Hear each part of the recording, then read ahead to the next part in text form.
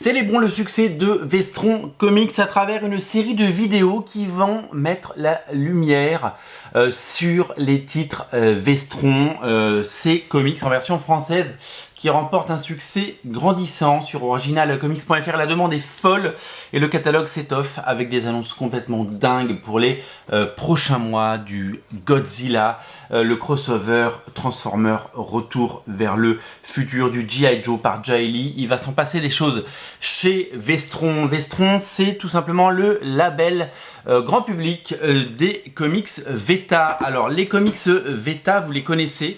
Il y a eu une première incarnation il y a quelques années avec des formats souples, avec des formats un peu bizarres et des éditions qui n'étaient pas au top, mais il faut bien commencer quelque part, avec notamment des titres comme The Mask, souvenez-vous, ou Jingle Bell de Paul Dini et plein d'autres titres encore. Puis Veta a fermé et Veta est revenu avec des grands albums comme celui-là. Et d'ailleurs, celui que je vous présente aujourd'hui, Terminator le jour d'après, eh bien, est déjà sorti dans une première, un premier grand format.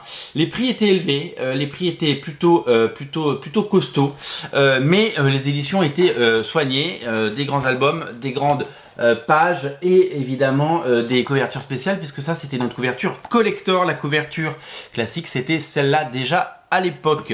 Veta, c'est également l'éditeur de comics, comme vous le savez, dans l'édition Raw, c'est-à-dire une édition noir et blanc, limitée à 250 exemplaires, vendue exclusivement sur originalcomics.fr. Les deux derniers en date, c'est les G.I. Joe, il en reste si vous le voulez. Voilà pour la partie introductive. Alors, je vous l'ai dit, aujourd'hui nous allons mettre l'accent sur Terminator le jour d'après. Terminator le jour d'après est déjà sorti chez Veta et ressort chez Vestron. Vestron, donc c'est ce label de Veta avec des formats plus petits, comme vous pouvez le voir. Le format est plus petit, donc là on est voilà, je vais vous prendre un format classique de comics derrière moi.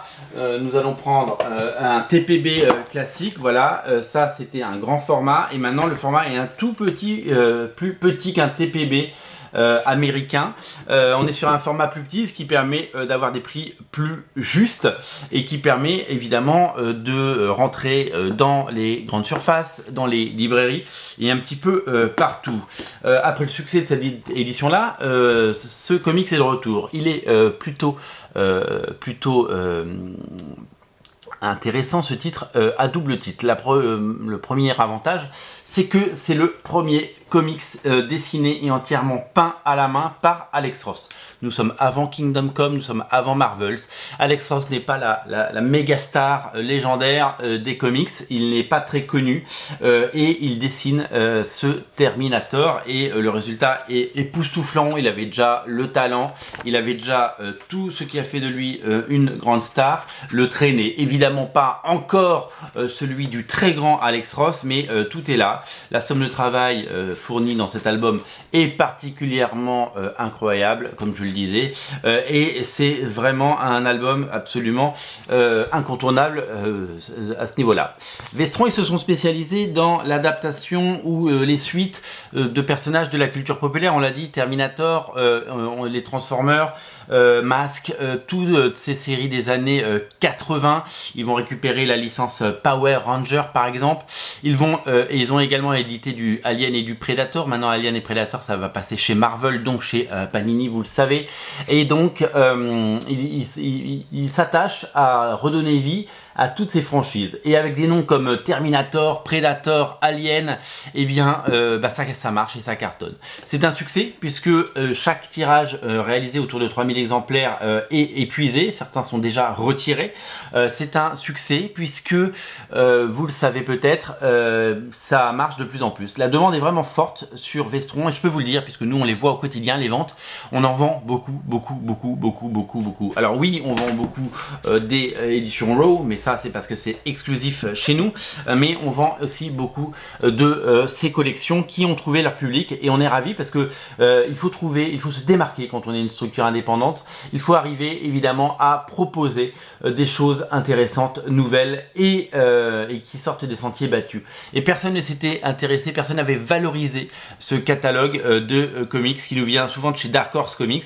Eh bien eux l'ont fait et ils l'ont fait avec succès et on est ravis de pouvoir à la fois s'associer avec eux de temps en temps sur les éditions Raw, mais aussi de vous proposer ces albums de chez Vestron.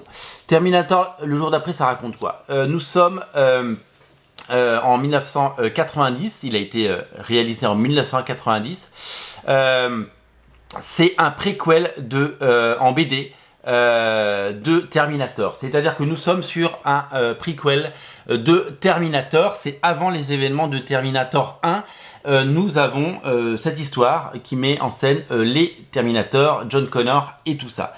Ça a été réalisé avant la sortie de Terminator 2, donc évidemment ça peut contredire Terminator 2 par aspect, mais c'est un comics majeur et c'est un comics très important. Voilà, c'est un comics que je vous recommande, c'est magnifiquement dessiné, c'est plein d'action, c'est un comics de qualité, c'est signé Alex Ross et au scénario, il faut le citer, Ron Fostier qui a fait un travail absolument impeccable. Voilà, si vous avez envie de savoir plus sur la résistance, sur John Connor, sur les Terminators, sur ce qui sera peut-être le jour d'après, eh bien je vous invite à craquer pour le jour d'après chez Vestron. C'est disponible sur originalcomics.fr, le lien est dans le descriptif de la vidéo.